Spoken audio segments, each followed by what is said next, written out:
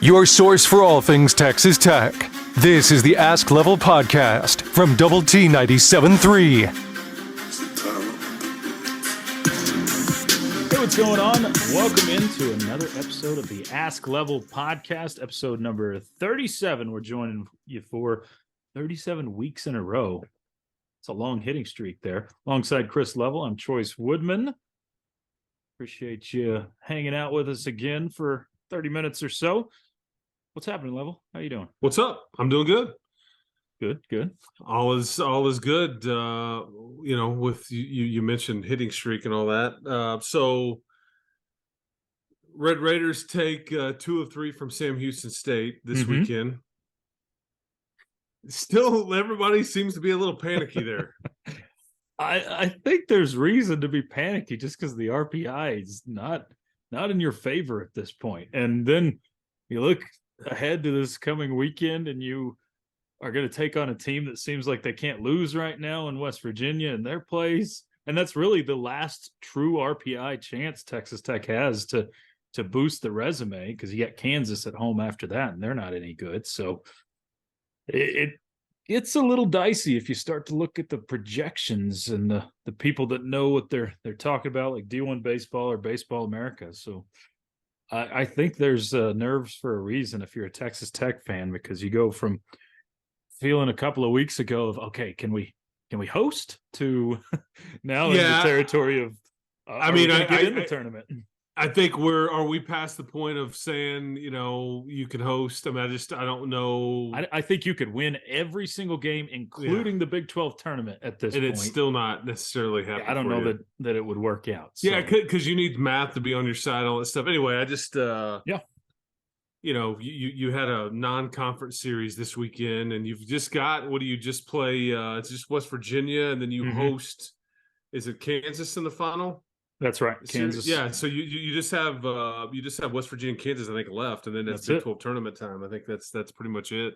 Some midweek stuff, but yeah, baseball kind of winding down. But anyway, it's just, I don't know if this is necessarily true or not.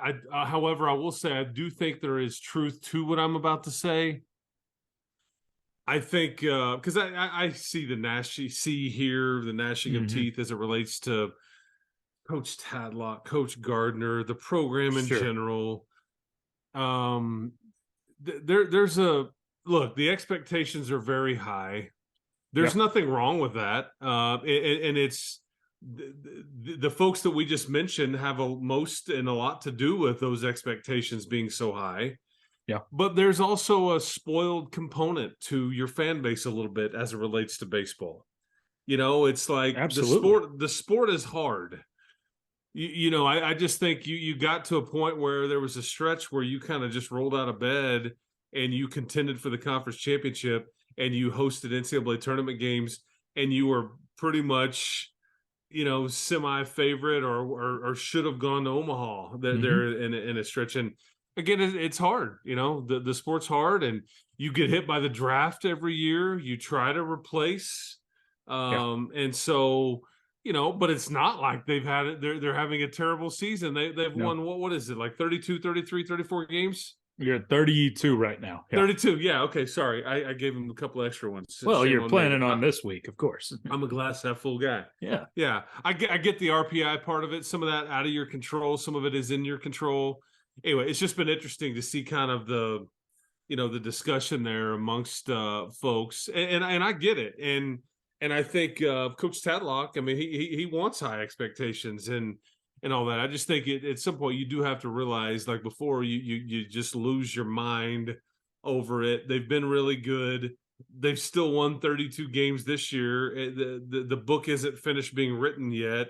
And I get it. You're giving up too many hits and runs, and you're not winning enough games, and this comes with it. So.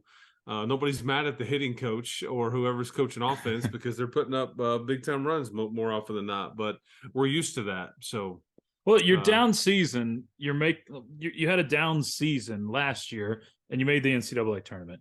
You're having a down season per se this year, and you're still on pace to make the NCAA tournament. So you can look around elsewhere.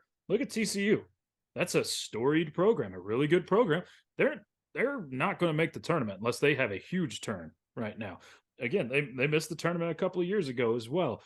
Tech is still, it's easy to sit here and say, put it into perspective, but we have been spoiled, and 4 Omaha trips in a short span will do that to a fan base. But you also have to get out of the football mindset that we all seem to be in West Texas, because it seems like a lot of times when you lose one baseball game, the sky is falling at times. So it's still baseball.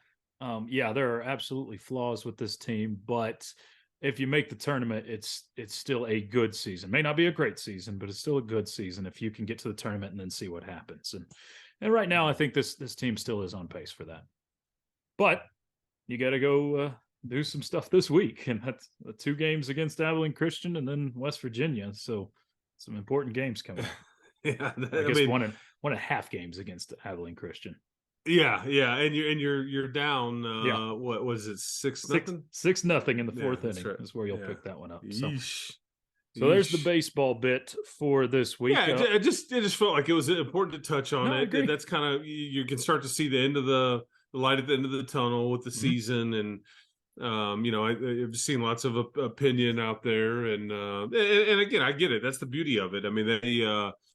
Nobody's above criticism. That this is part of the sport. You make a lot of money and all that. I just think you also kind of have to keep it in perspective too. But I mean, this is a program that's been rolling a lot, and But again, if you don't host in back-to-back years, and that's. That would be interesting to kind of follow, to see kind of how that goes. If you start to trend, like one season doesn't make a trend, a couple of seasons, that's fair. Right. To start kind of trying to paint it with a broad brush. But anyway, so we shall see. Yeah, as old Billy Clyde Gillespie used to say, that was here on campus for a brief bit, no one ever rose to low expectations. No one could ever rise to low expectations. So you want the expectations high. And first of all, Billy Clyde Gillespie said a lot of things. I actually learned quite a few things from him too. Yeah, he just an interesting guy at Tarleton. Very much so. Tarleton now, and Luke Adams is on his staff. I was about to say, I just saw that this week. That's pretty interesting to see Adams there. One question I heard, and this is taking a hard left turn here, but any chance that we see Mark Adams get on a staff anywhere else, or do you think Mark Adams is taking this year they're off? Well, I mean, Ole Miss continues to be rumored as far as a possibility. I mean, that's been in the ether for 2 to 3 weeks. I know his plane. I believe Mark and his wife Monica have an aircraft, and that was in Oxford for a day and a half ish, about a week and a half ago. So but I don't know. I don't know. Sure. Part of me finds that hard to believe. Part of me thinks like I would believe anything. So I just. Yeah, because there's the PR part of it too, based on how he exited here.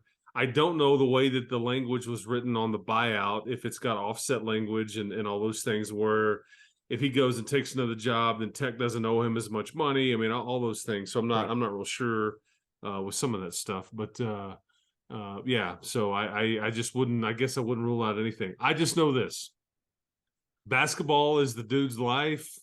Yeah, he is very much that and tennis are his hobbies.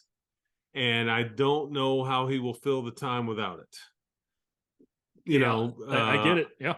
Yeah. I think that has been his life for the better part of 30 to 40 years. Yeah. My dad used to tell me stories of he used to ride the bus as the team manager with Mark Adams at his first job at Clarendon College. And and Mark was like 23 when he had that job. So he has always done basketball. I guess Yeah. there was a stint where it was a little hockey there, but but since then, outside of Yeah, that, but even it's then, he was still kind of involved in the game and, yeah, did some different things. He's always been around sports, and so sure. I really don't know. Yeah, So should be interesting to yes, just kind of watch that from definitely. afar. But speaking of basketball, shifting there, and one of our listeners asked a question specifically on someone that was supposed to visit this weekend for Texas Tech, Warren Washington from Arizona State. He's a 7-footer, right? I have the guy right. Yeah, 6'11", 7 foot, Okay. 225. He's been here since so at the time you and I are talking, I think he's still here. Okay. I don't have any kind of feel for if he did make his visit. He was at the baseball game or one of the Mhm. baseball games over the weekend. I don't know. He's going to be very difficult to get. I think that there's a reason why you desperately want him. This is why, to me, this is why losing Bacho was such a blow, because if you have Bacho, you're just covered at the post position. And now without him, you desperately need somebody like Warren Washington. And again, there's a lot of teams that desperately need a big like that too. Those guys are they're really difficult to find. And so that's why maybe I was higher on trying to keep Bacho more than most. I don't know. I know the staff wanted to keep him. I don't think that I think that was just kind of a weird deal. But anyways, Mhm. it creates a need with him going to Sure. Louisiana Tech.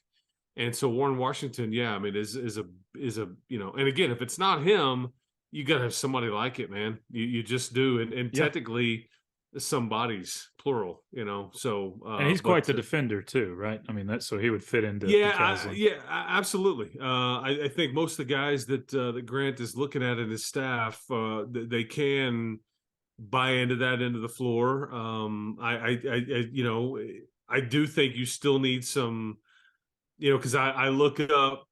Here's the thing. Mhm. It's like when you get into these basketball conversations, because there's a few names that get into the portal, and then you start to recognize their name, and then they go different places, and and then they if they commit elsewhere, you kind of take them off your radar. But there was 3 kids last week that committed. Hunter Dickinson goes to Kansas and playing for Bill Self, and you've got was it Kendall Weaver, and I think Mhm. Arik Onyeme. I hopefully I didn't screw that up. But he's the UTEP kid. Yeah. You were involved with those 2 kids, the UTA kid and the UTEP kid. They both commit to Texas, so you're going to deal with it twice this year. Yep. And then Hunter Dickinson, you're going to deal with maybe once or twice this year. The scary thing about like Hunter Dickinson though is that that's a kid that can get them 20 anytime he wants. Sure. You can get 20 any given night, and I don't know if you have that player on your team or really close to it. Last year you had Kevin O'Banner. Right now, I mean, I guess that's Pop Isaacs, but there's just not a lot of scoring on paper. Now maybe Chance McMillan and Darian Williams can maybe increase some of that. But I Right. mean, even if Lamar stays and Robert Jennings, and you see what I'm saying, there's just Oh yeah. not a lot of on paper. There's not a lot of bucket getters that I would say on paper that kind of make your life easier. So long way to go here in trying to build this roster for sure. And That, again, maybe DeMorion or Kerwin Walton. I don't know. and that being said, I know Jalen Tyson's taking visits. Is there any chance we see him back at Texas Tech? A chance, sure. I don't. Just I wouldn't. I wouldn't. I'll be careful how I phrase it. I wouldn't rule anything out Mhm. with Bacho, with Jalen Tyson, all that stuff. But that's not what I'm. I would not anticipate that. That would be a surprise to me.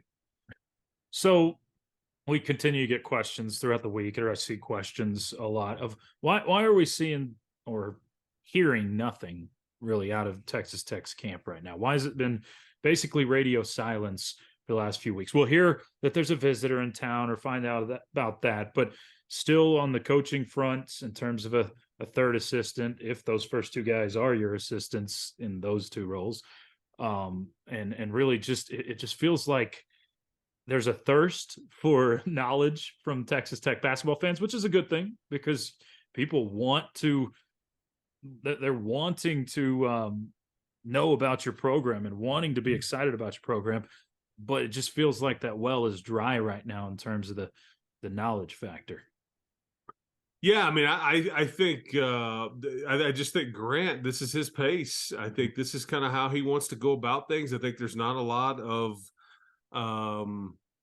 there's not a lot of staff, and so there's just not a lot of activity. And I do know that they sent out some stuff over the weekend about their basketball camp coming up in mid-June. Yeah, I did see that. Cooper Anderson was one of the contacts there. He is one of the holdovers from the previous staff, maybe the only one. He was one of the lead, kind of head manager or whatever. And so I guess he is working with Coach McCasland and staff, and obviously Coach Brower and Coach AC, and then Coach McCasland and Coach Wright, I think the strength coach. But there's just not a lot of activity over there.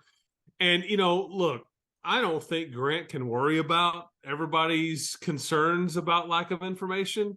But the flip side is, I was always taught in the absence of information, people sometimes make up their own. right. And I think a lot of people are choosing to kind of make up their own panic or negative or worry or whatever, as opposed to having info out there. And so, but again, that's Grant may not even be aware of anything like that. He may not be worried about it. Yeah. I don't, and again, all that matters is, Choice, we can sit here and push that panic button and all that. It's November, December, it's the scoreboard. Is their roster anywhere near complete? No. And I think if you've got the same roster in 3 weeks from now and no staff hired, I think it's probably fair to go, okay, I gave it some time. However, because, and what freaks people out, this is part of the problem.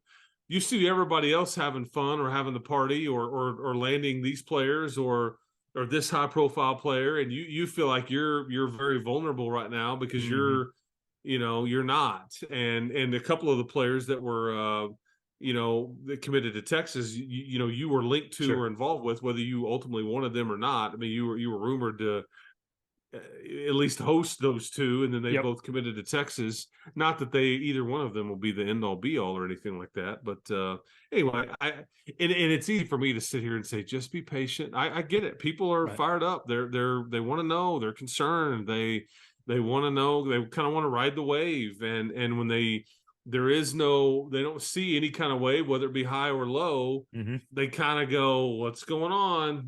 What's, I'm freaking out here. Yeah, totally get it. But I do wonder if, like you said, if McCasland's even that aware of the message boards or the chat lines out there of the kind of fabricated panic. And panic's probably a bit of a strong word, but unrest among the fan base in what it sits right now. But we'll see. And maybe he comes out, and because I know he was on a podcast, I guess, with John Rothstein this week, so maybe he becomes a little more public. But I know what Tech fans want him to be doing is putting together that roster and that staff right now. So it's just kind of a wait and see mode for the next few weeks. And I guess the expectation is that some of those spots start to fill in, but who knows? So, Level, stadium renovations. Where do we sit right now among what you've got at Jones Stadium? And do we? Is this a for sure thing that we see Joey McGuire climb this crane? Is that a real thing? Yeah, well, he was going to wait till after his daughter's wedding. It's Debbie McGuire made him make that promise or whatever. So that wedding was this past weekend. So okay. I'm not real sure. I guess we'll see. Maybe on a very no wind kind of day. Maybe they want to get a little social media activity out of it and all that. Get some likes going and all those things. I don't know. I would want no part of it. So we'll see. As far as stadium renovations go, the Board of Regents, there was an introduction to 3 different new regents. I think late last week, I think Clay Cash and Tim Culp were two of the three. I've met and known both guys, phenomenal people. So yeah, you've got, you know, obviously Cody Campbell and Dusty Womble on the Board of Regents too. So Tim was a heavy influencer in kind of allowing, you know, or facilitating Tech going to Midland, with whether it be the minor league baseball park where they'd have a game, or whether you're having those spring scrimmages and things like that. Just an awesome guy. I think Clay Cash, obviously his family is part of the nutrition. You know, the as you everybody hear, the cash, you know, and eating and the nutrition component and all that stuff. So yeah, they've done some really good things. But part of that, those Board of Regents meetings last week, is they did approve, and I think open session, that this project is going to cost, total project is going to be on the north side of 250 as far as millions of dollars. I think as part of the renovations, when they start really getting into this stuff after this season, brand new Wi-Fi system, brand new sound system, and then a brand new video board on the north end of the stadium. And the video board sound system are kind of linked in that the current big video board that's up there right now, it's got these panels of speakers on the side. Yeah. Okay. It is my understanding that that structure will be completely video board now, gotcha. or it will be after this current season. And I don't know what that means with the sound and where that goes and how they will do it and all those things. So I don't probably have all of the info there, but I do know, because when this kind of got reported, people are like, a new video board right there. Yeah, because there will also be two corner boards angled in the south end, yeah. Similar to, if you've ever been to Lincoln, Nebraska, in their stadium, that's kind of how they have it. There's a big video board, and there's these two in the corners that are kind of angled, that are smaller, and they also have that at TCU too. Much smaller video boards, but don't they have a couple of ones on the opposite end that are pretty little? I think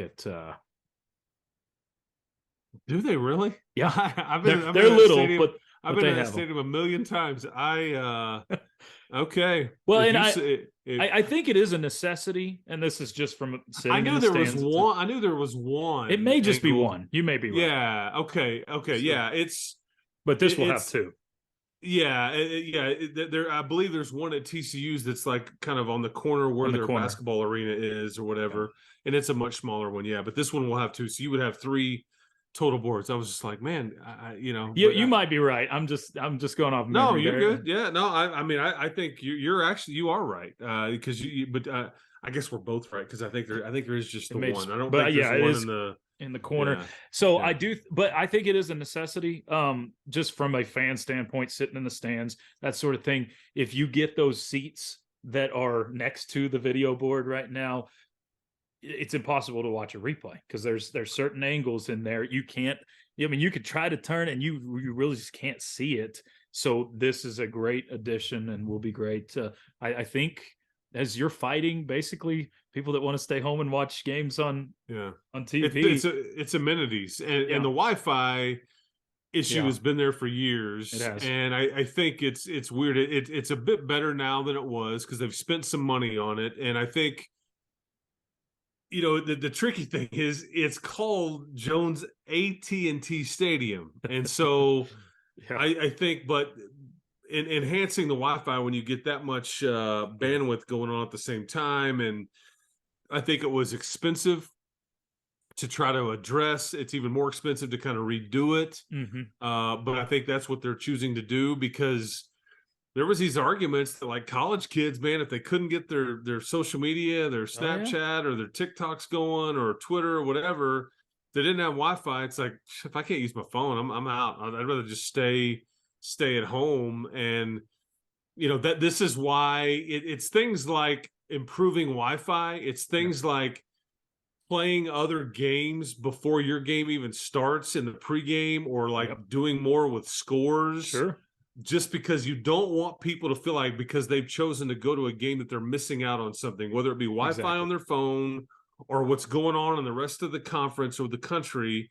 And so that's why I think there's a conscious decision by a lot of these stadiums and in-house venues to make sure that you aren't missing a thing. Right. You know, we're gonna blow stuff up with pyro. We're gonna LED light this thing up.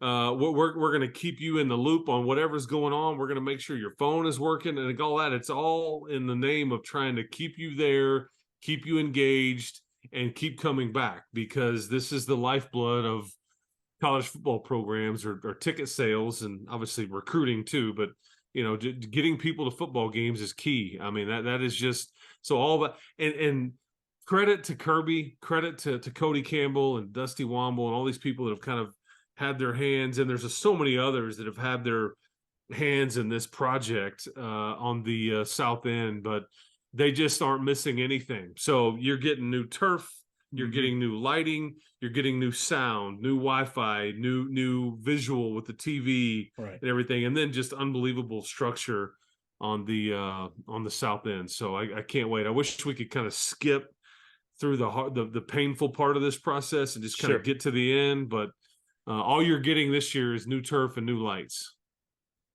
Okay, Level. So one more before we continue on here.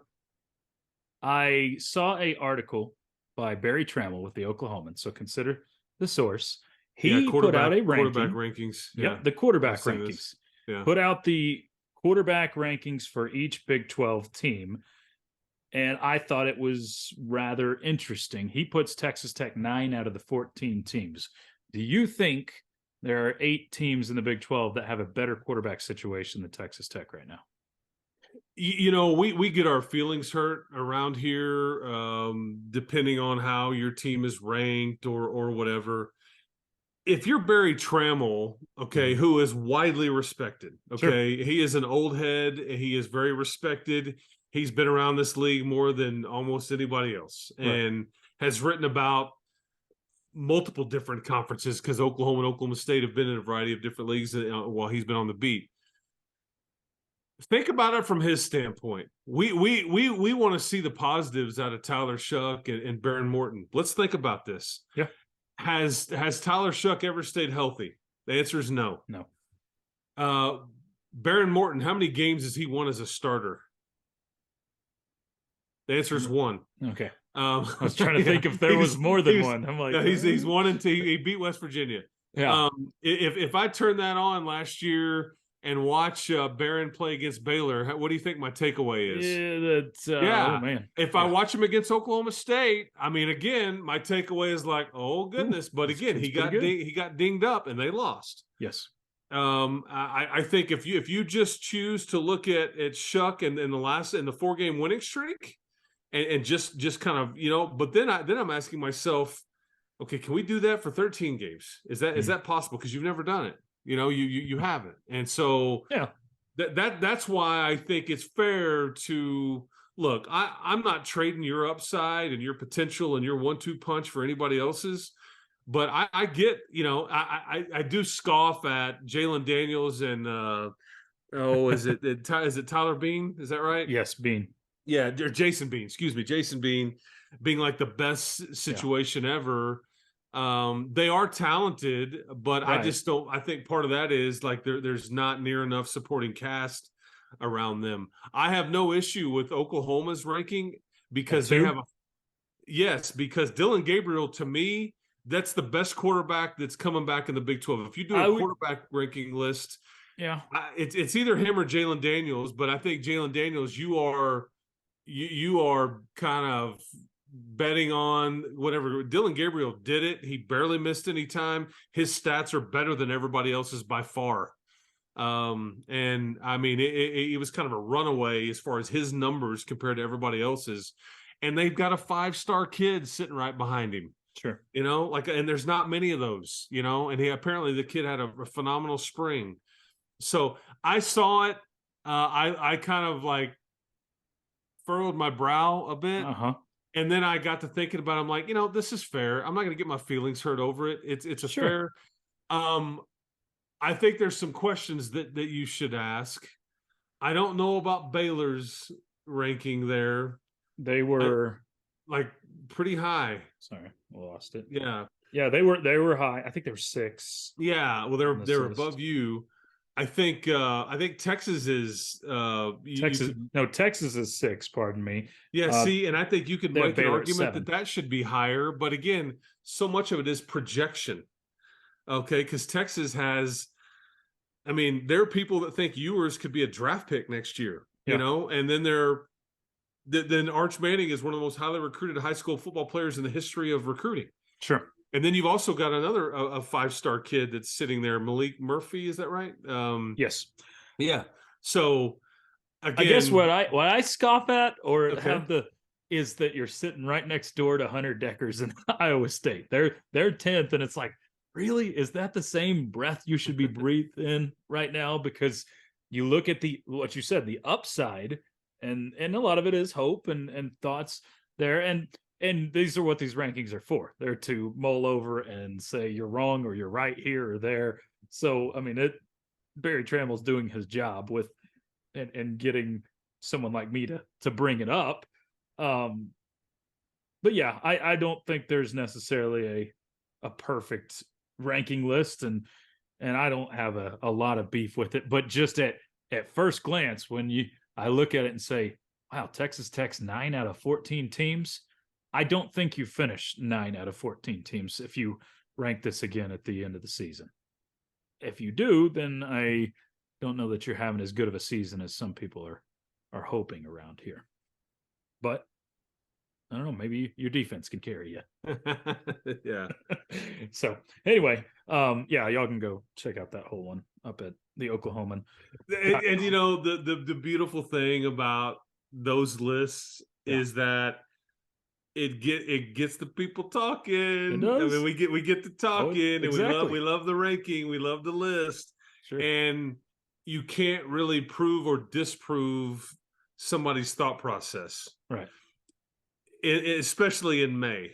Yeah, there's no correct or wrong. No, because I'm like, well, I'm going off of upside. I'm going off of NFL potential. I'm going off of strictly what they have done to this point. Mm-hmm. And I'm not, I mean, it's that's the beauty of the list. This is why we like them so much. This is why we argue. There was a time when I would, want to, kick the wall or say something frustrating after I saw something like that. But, it's where you say, okay, go prove him wrong. If you're a Texas Tech fan, it's like Tyler Shuck, you can go prove him wrong this year, or Baron Morton, or both. But hopefully, it'd be nice if you had a quarterback start a lot of games in one season. Not have I will say this, shift it around. I will say this. I think this is a different list. This is quarterback rooms, correct? Or like quarterback positions groups? Yeah, not starters necessarily. See, so I do think, though, if you listed individuals, I think this is a much different list. I'd agree with that, yeah. And I think Texas Tech's Tyler Shuck, mind you, ends up higher on a list if it's just individuals. Yeah. It's as opposed to the room. Now, in no way am I suggesting that Baron Morton's addition should drop you deal, because I love Baron Morton. Baron Morton is the future here. He may very well be the starter here. He may very well play a bunch of games this year. But if you're talking individuals, to me, it's Jalen Daniels and Dylan Gabriel, 1-2, however you want to do it. Mm-hmm. I think Chandler Morris deserves kind of an argument. He did win the job out of camp last year, and then Heisman Trophy finalist. Well, maybe, maybe. I think he deserves some kind of mentions. I think Quinn Ewers definitely deserves some mentions.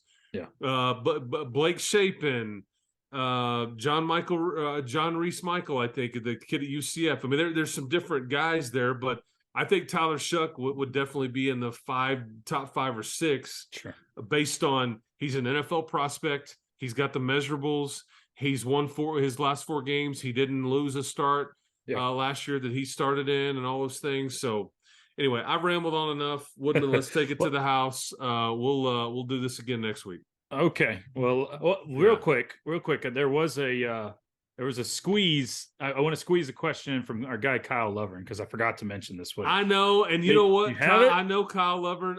Okay. We're gonna punt that to next week. I need way too much time. Okay, we will do that. Yeah, Kyle because asked- it's a question that deserves some explanation, and it's That's a fair. list. And I Yeah. don't think you want to just toss it out there willy-nilly. Perfect. So, Coach Lovern, love Yeah. you, brother. We'll talk about it next week's edition. But I love the hoops questions, man. There we Bring go. it on. We will do that. Level, appreciate you. Have a good week. Appreciate you, man. Happy 37th. We'll see you when you turn 38 next week. Sounds great. That's Chris Level. I'm Chois Woodman. You've been listening to the Ask Level podcast, powered by Double T 97.3. You've been listening to the Ask Level podcast, powered by Double T 97.3.